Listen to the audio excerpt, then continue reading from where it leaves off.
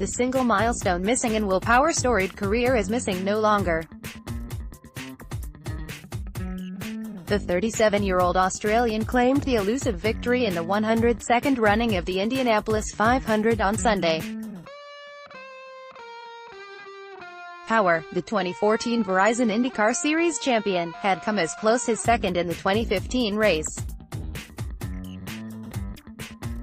Despite a series title and countless wins with Team Penske, driving for Roger Penske comes with the expectation of drinking the milk in Indianapolis. In his 11th attempt at the storied event, Power acknowledges the expectations surrounding the race, and the doubt he has felt in the past. "I was wondering if I would ever win it," Power admitted in the post-race broadcast interview with ESPN. "I've had so many wins, so many poles, but everybody talks about the Indy 500. I've won it. I just can't believe it. I can't describe it. I feel like collapsing. I want to cry." Power had improved to P3, his starting position, after a late race restart, with only Stephen Wilson and Jack Harvey ahead of him after staying out on a previous caution. While it appeared that Wilson would be able to hold off the field, both he and Harvey pulled into pit road late, unable to run it to the finish line.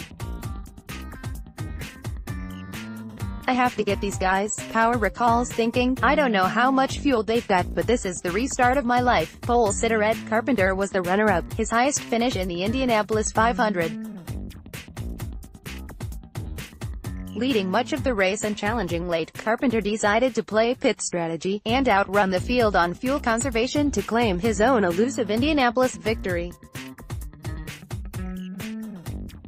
However, as the race wound down to cautions and important restarts, it became apparent that the race had gone out of his hands due to this strategy.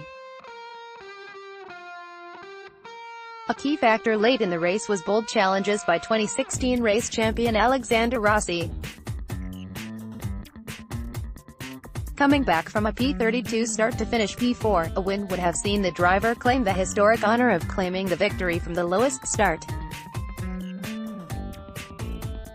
Pushing hard late and making several daredevil passes to the outside of corners, Rossi would eventually be outdone by the space generated between cars by pit strategy and restarts.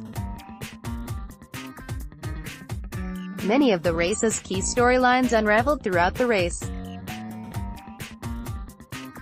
Danica Patrick, running the last race of her career, would lose control and retire in the first half of the event. Helio Castroneves would suffer a very similar spin in his return to IndyCar, as would Sebastian Bourdais in his first Indy 500 since suffering major injuries in the weeks leading up to last year's event. Victory marks the second consecutive for Power, having won the previous IndyCar Grand Prix.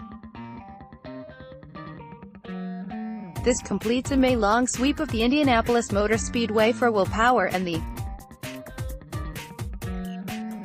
Indianapolis 500 top 5 finishers: Will Power, Ed Carpenter, Scott Dixon, Alexander Rossi, Ryan Hunter-Reay.